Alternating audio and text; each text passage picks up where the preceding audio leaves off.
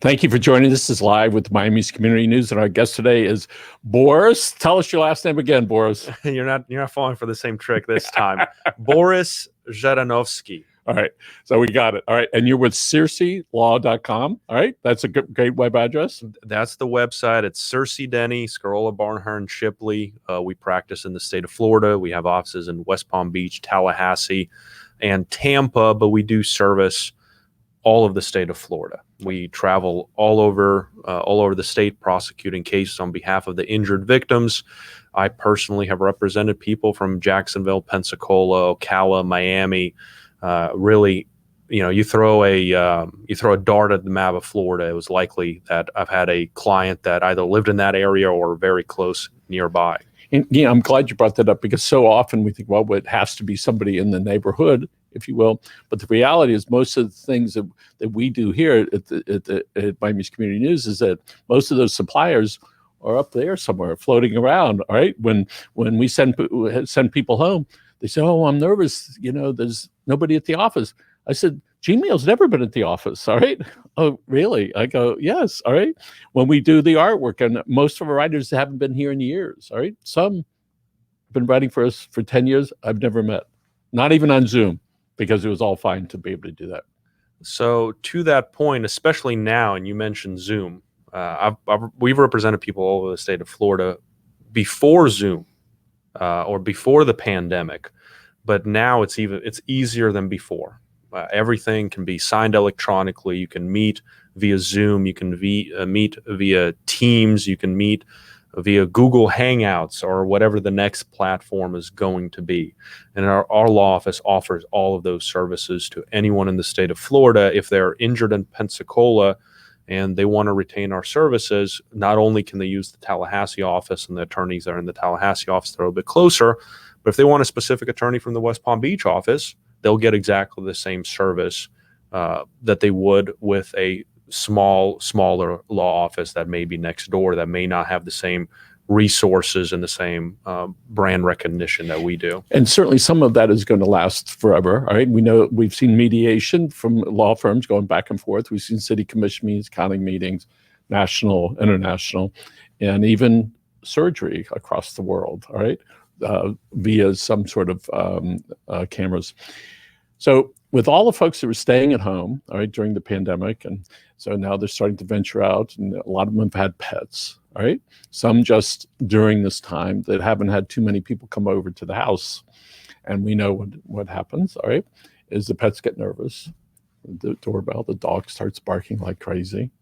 And then the poor guy at the door, all right, when the mom, dad, kid opens the door, and Fido over here was terrific and gets out and bites that guy. All right. Now what happens? All right. Well, no one wants to be presented with that situation. I think that is a nightmare scenario for a lot of pet owners, myself included. My wife and I have two dogs. One is extraordinarily friendly and wouldn't hurt a fly. And one, even though he's extremely sweet and extremely kind, he has an anxiety disorder. So he, like in the situation that you described, gets very worked up, very anxious, and sometimes if he's not given the appropriate space or the appropriate opportunity to calm down, could act out in a way that could injure someone. So in that scenario, the dog owner is generally liable for the actions of their dog. And it's called, in the state of Florida, it's called strict liability. So if you're walking on the sidewalk and a dog, grabs you, whether you were walking too close or not, that will come into evidence, so to say. But the dog owner is generally liable for any misdoings from their pets. Do insurance companies, and we no longer have dogs, all right? We used to, some Rottweilers and et cetera. Do insurance companies, on average, insure homeowners with dogs? You have to be very cognizant of what insurance coverage you're purchasing. And it is one of the most common exclusions that I see in my practice when we get a copy of a homeowner's policy for, premise liability case. Let's say somebody slipped and fell at somebody's home, and we get their policy, and there's almost always an exclusion for any injuries or bodily injuries related to pets. Now, that is because the homeowner simply didn't read their policy to make sure they had one that would have their pets included. So if you know that you have a potentially, I don't want to call them dangerous animal, potential misunderstood animal that might act out, it would behoove those individuals to read their homeowner's policy, to make sure that there is not a pet or dog liability exclusion in their policy, which it likely is. And if it is, then to purchase a separate policy specifically for animal liability, which do exist. Now, you will see anyone who's rented, which most of us have, it's mandatory that in their renter's policy that there's liability for animals, because the property owner who you're renting from doesn't want to be held liable and doesn't want any questions asked. So actually on renter's policy, it's more common to see liability for animal actions than you would see in a homeowner's policy, where the insurance company sneaks in an exclusion and never says anything. And most people would not know until there's a claim. And most people do not know until there is a claim and they go to their insurance carrier and it says, oh, your dog's involved? Sorry. So when does a homeowner who befriends a lost dog that's walking down the street, starts feeding him and watering the dog, and he's staying on your property, when does it become his responsibility? I think there's no strict guideline. There's no law that says if you fed a dog 7 times, he's now your dog. It's all factually specific. And an argument could be made if you are encouraging this dog to be on your property, and you fed him a couple times and you know that he's on your property and he could potentially be dangerous, you could be held liable for that animal.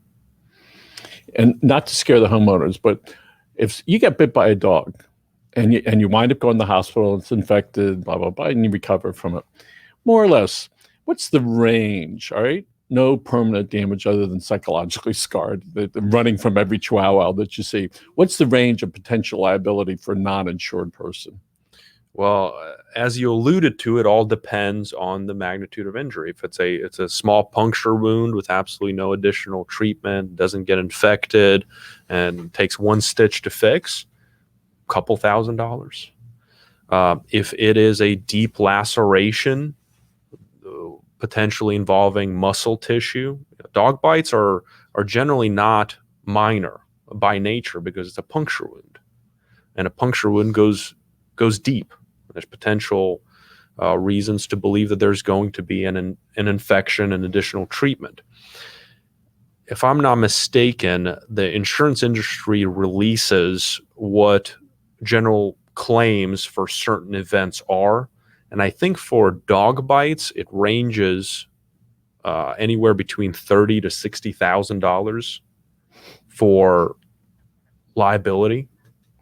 So they should either not have dogs or have insurance or have a bunch of money. As with everything in life, you insure for what your potential exposure may be. So we live on a farm. My wife raises exotic animals, and birds. So we had on a cabana outside a table with in a cage, and we had 6 or 7 baby birds, letting them enjoy the sunshine, getting used to it. And the cage is on the table. A little while later, we look out to the window. The cage is gone. We go out there. The cage is on the ground. 2 dogs from next door got into the cage and killed 6 of these baby birds. A couple of the bodies were there, and I knew where they were from. So I start taking pictures, right? I walk over. I see the picture of the birds dead on their property. It was from a rentor, from the lady that lives there. And there was a dog with a bird in its mouth.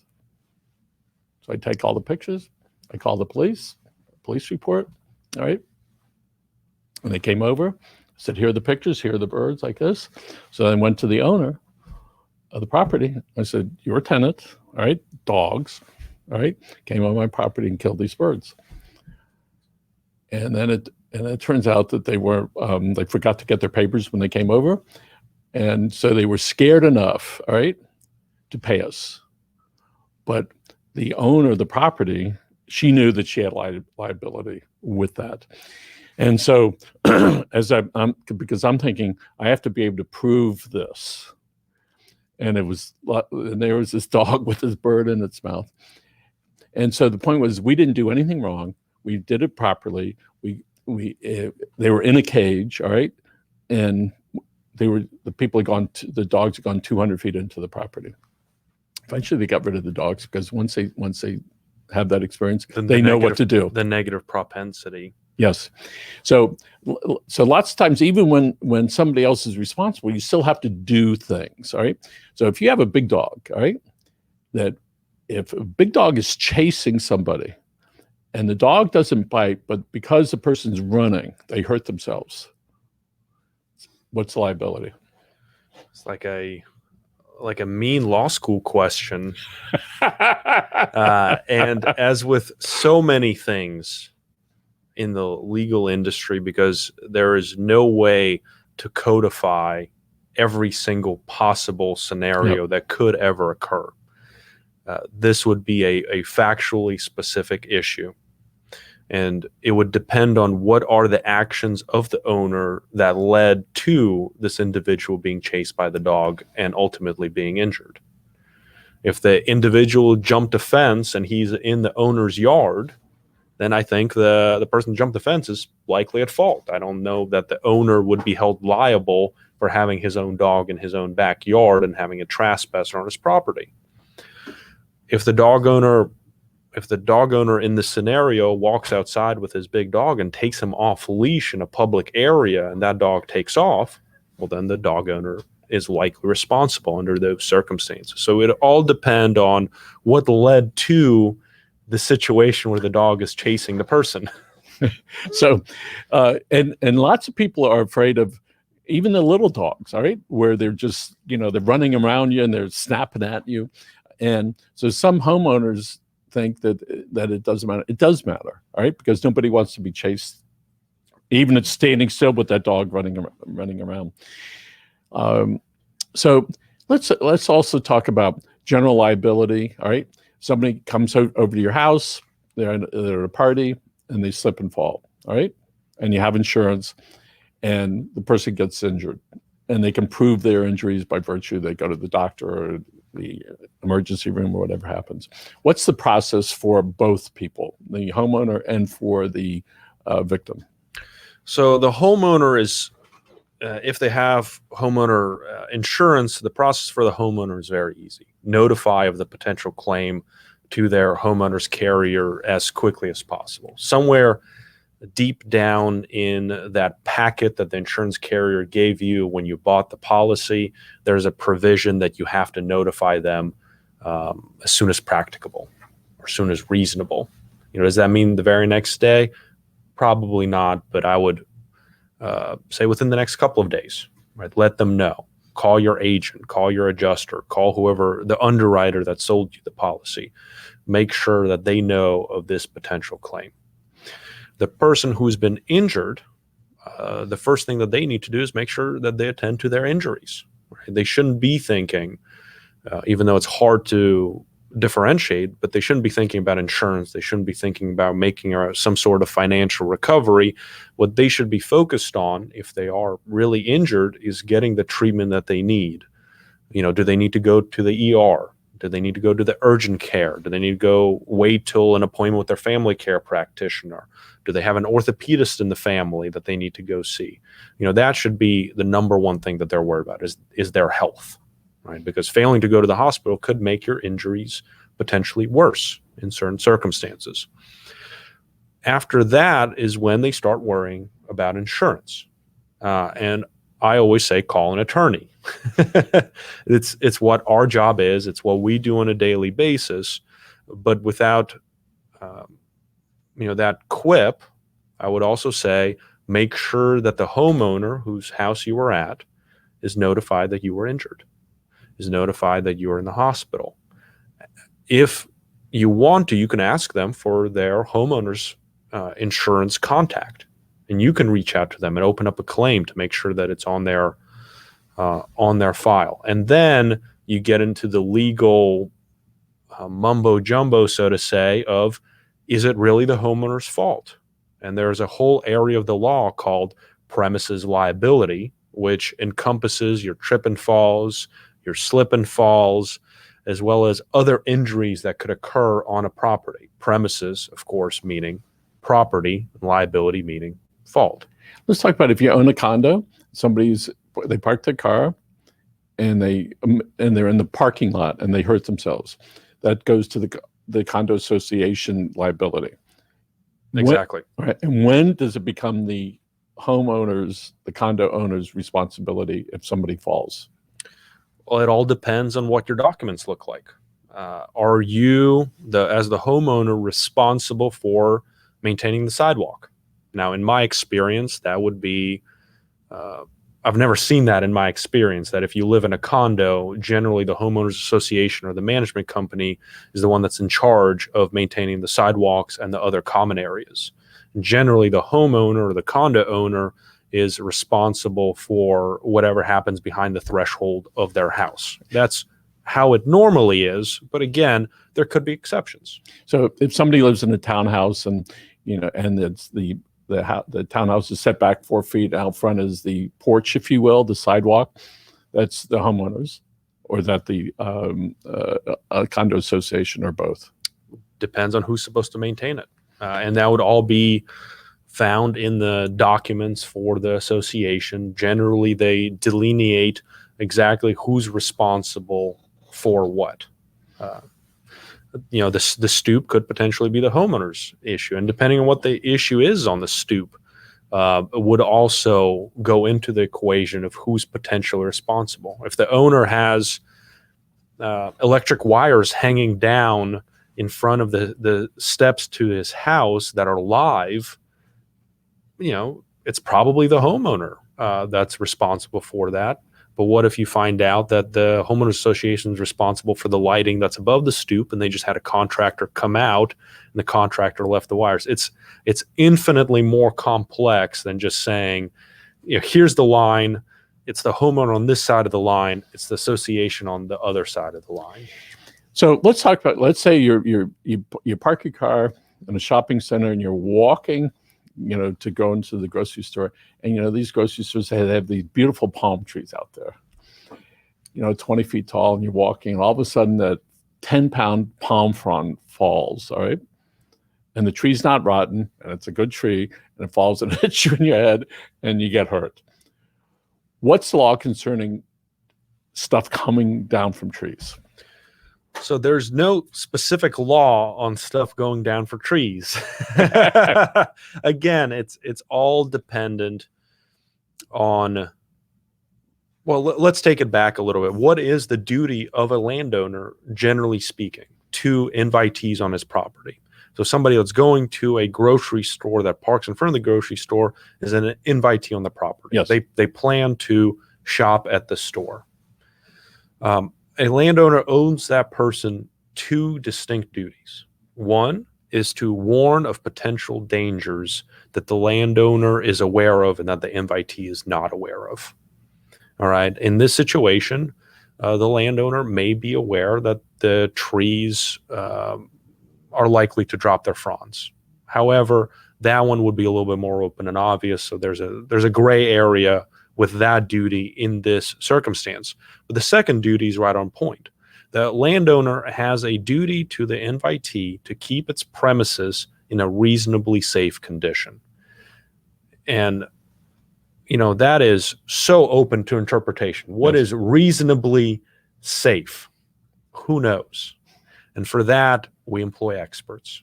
So in that situation, if the palm frond fell on someone, it would be the personal injury attorney's job to first figure out what the maintenance on those trees were, whether appropriate maintenance had been performed, and if appropriate maintenance was not performed, is that what caused the palm frond to fall and injure someone. And potentially you'd need I believe they're called arborists, tree specialist, that could come in and say, this tree should have been trimmed every 3 months. It wasn't, and this caused the injuries to the unfortunate invitee. So if you're the average property owner and you're doing some things If you're not taking care of the property and there's a problem, all the stuff that you probably should have done could come back and bite you. Could come back and bite you. And especially if something that you should have done, that a reasonable property owner would have done, and that specific failure led to somebody being injured on your property. So let's say somebody's walking along the sidewalk of a city, all right? It's within the city and it's city property. And you know, those coconut palms, man, they love to pull that sidewalk up. And let's say the city's been notified, hey, there's a 2-inch lip on this over here, all right? And somebody's going along and maybe on a bicycle, all right? Or walking, all right?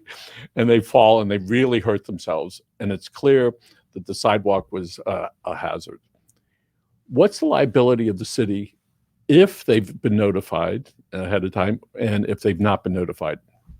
So that's an interesting several-part question. So let's take it in parts. Okay. What's the liability on the city? And because the city is what the state of Florida considers a sovereign immune entity, their liability is capped. I mean, there are statutory caps that the city can defend against any catastrophic injury. And the cap, without getting into the specifics of how the caps are lifted, how you can argue that the cap's not applicable, and how the caps work with more than one injured person, the cap is generally $200,000, which, you know, back in, I think, the 1970s when the caps were first put in was a pretty significant sum of money. But as we know, looking at the medical bills that people receive nowadays, you know, $200,000 is about a night in the ER in today's time, which is a, you know, whole other conversation that we could have. All right. So the city, they are liable, first of all, but the liability in either case, they're liable. Their liability is likely to be capped because they're a sovereign immune entity. If they're on notice, then that's easy, right? They're already notified of a potentially dangerous condition. They failed to warn of a potentially dangerous condition unless there's a sign that they put up next to the lip saying, be careful, there's a lip. But even if they put up the sign, that does not alleviate the second duty of keeping their premises in a reasonably safe condition. And having a large lip on a sidewalk is almost by definition not reasonably safe. So do the courts, or is there a law that says, listen, this injury is $20,000, but because you knew a month ahead and you didn't do anything, does it therefore a punishment, if you will? There are what are called punitive damages, and punitive means to punish. Right? Generally, the damages that we ask for before a jury are 1, economic, 2, non-economic. What are economic damages? It's your medical bills. It's your lost wages. It's loss of future earning capacity, amongst other things. And then you get into the non-economic damages, which, as you hear on TV and in the newspapers, is pain and suffering, disfigurement, permanent disability. All of those are tied to the specific injuries that have been caused. Then you have another facet of potential recovery called punitive damages. And those damages are there purely to punish for wrongdoing. If somebody does something that is so shocking to the conscience and so cold and is basically going to lead to someone injured and they know it, then the courts could recognize those punitive damages. But typically those type of things, just because they haven't done it, it's not intentional in the sense of like punishing the public, so they're going to leave it there. All right. So let's talk about the proverbial banana store and a grocery store, banana peel. So it's there on the ground and you see it, all right? And you absolutely 100% see it. And you don't do anything to avoid it. And let's say the camera is there. Let's say you stop and you saw it and you just didn't step 1 foot over to miss it. What's the responsibility of the injured or the pre-injured person when they see that there's a hazard, even if there's no yellow or orange cones around it? So Florida employs what's called pure comparative negligence, all right, which means that both parties can be at fault, and it would be for the jury to decide what percentage of fault to assign to each party. In that circumstance, you could see a jury saying that the person that saw the banana peel, saw that it was on the ground, and chose to slip on it is 100% at fault for causing the injuries to himself. However, evidence could be presented that the store knew of that banana peel, that they were warned that there is a potentially dangerous condition on one of its aisles, and that they elected not to pick it up. They elected not to clean it up, and they left a potentially dangerous condition. It would all depend on what the jury wants to do with that information. And a jury could say it's 50-50. You shouldn't have left it there, but that person shouldn't have slipped. Or the jury could still decide it's 99% on the person that elected to walk over it. Or the jury could decide it's 99% on the store, as unlikely as that sounds. And the jury would be presented with all the evidence, and it would be up to the jury to decide under those circumstances, but with the caveat that it would have had to have, the banana peel would have had to have been there for some period of time that a reasonable store owner would have been put on notice that it's there. Gotcha. Okay. Let's talk about, if we could, if you're somebody in the construction business and you go out and you build something and it fails. There was a recent case, without naming who it was, that all the suppliers that provided the material that was ultimately used in this product, all with the exception of one, wound up settling with the victims, all right? Even though the guy that made the concrete, all he did was deliver the concrete, right? But they all settled. Why do big companies do that? Or any companies? There's a lot of different motivations that go into any sort of potential insurance claim and the end result of potentially settling. And without knowing more information, without knowing the magnitude of the injuries, and I just based on what you told me, I presume that the injuries were absolutely heinous and that there were deaths involved. Yep.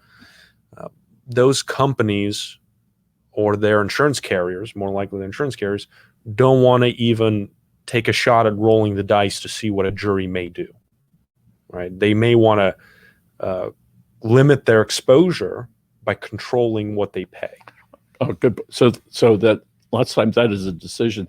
Listen, today it's going to be X dollars, and tomorrow it could be X plus or X minus. And then, of course, all the legal fees that are involved. In months. One time we had a very big case, gigantic case. And I said to my attorney, how do you get big cases? He says, like yours? I said, no, how do you get big cases and get big fees? So listen, we know that lawyers protect the rights of people. And then when you're injured and you need to be compensated for that, because some injuries are forever. All right, we see that frequently, whether they're self-induced, all right, or through somebody's negligence. So you've made a decision in your practice to represent. I don't want to use the word victim. What's the injured individuals? The injured, and as I think as I would put it, those that have been injured due to the negligence of others. So it must be rewarding when you can prove either to a jury or to the other side or to the judge, and listen, because of this, what happened over there, and to their negligence, my client has this injury and they're suffering and they can't walk right anymore, or their shoulder is out of whack. It must be fulfilling to be able to come to the rescue and be able to help them. It is incredibly fulfilling. I think that would even be an understatement. We as attorneys, especially those representing injured people, come into the fold, so to say, during people's most difficult times. I mean, truly, they were just in a horrific car accident where they lost a loved one. They were just done with a surgery that left them paralyzed. One of their family members has just died in a plane crash. I, as an attorney, am able to sit down across the table with them and help them in the first steps, just to get their mind pieced together and take one one facet of what they have to do off of their plate and put it onto my plate. All right. They don't need to worry about the insurance. They don't need to worry about making sure that the estate is set up. Right. We serve as a conduit to help them in their time of need. Now, we cannot be the funeral director. We cannot arrange for the funeral, but we can take some small pieces off of their plate at that juncture to make their life a little bit easier. And that's the very first step that we do. And of course, everything else comes after, right? And it's obviously a great relief for somebody to go in who's been injured or their family member injured or died, to be able to go to a place and go, I need some help. And as you're saying, that's off your plate. We're going to take care of that. You got some other issues you need to tend to. I'll bet lots of times you're when you listen to people and you see the pain they're in, that you must feel for them, especially if they don't know what to do. So you give them direction, be able to help them in this process, which sometimes can be months and years, right? So people have to understand that it's not like a simple thing, right? One of the most common questions I'm asked during these initial meetings, whether they're in person or via Zoom or via telephone, is how long do you anticipate this matter is going to last? How long does it take to settle a claim? How long does it take to try a case? And it's difficult to tell people why it takes so long. And there are cases that settle within weeks, but the vast majority of them will take months, will take years, and I've worked on cases that took a decade. So even if they are right and the other person's wrong, that's just the way it works, all right? It's going to take a while to sort through all the things because the other side is going to have the defense attorneys and they're going to try to figure out something that makes everybody not necessarily happy, but get people to where they're somewhat okay with what occurred. And there's an old saying that the best settlement is one that you're not very happy with and that I'm not very happy with. I was about to use that same statement. And that's the way it is. So, Boris, we're gonna wrap it up here. Why don't you give folks your website address and if they want to reach you? Sure. My name again is Boris Leonidovich Zhadanovskiy. I threw in my middle name that time. The website is Searcy Law, SEARCYLAW.com. And the law office is Searcy, Denny, Scarola, Barnhart, and Shipley. That's great. And now folks know why he got to do that. So probably in a couple of days, I'm going to call Fair in the middle of the night and I'm going to say, Fair, how do you say his name? Well, I saw the prompt come up and I actually forgot how to spell because I was trying to read and say it at the same time. Anyway, I'm delighted to be able to talk with you. And you're a sincere person, and you have that nice blend of caring about people and being able to take care of them and understanding some of their medical issues and the social issues that are connected to injuries. So my hat's off to you. Oh, thank you. Thank you very much, Boris. Boris. A pleasure. Hey, folks, thank you very much for tuning in. Again, you can find Boris at SearcyLaw.com. You find him all over the. Did I get it right? Close enough. It's on the screen now. Oh, there you go. Right there. There you go. There it is. It's right up there. Howard, thanks so much. Folks, have a great day and appreciate your time. Thank you Bye. all.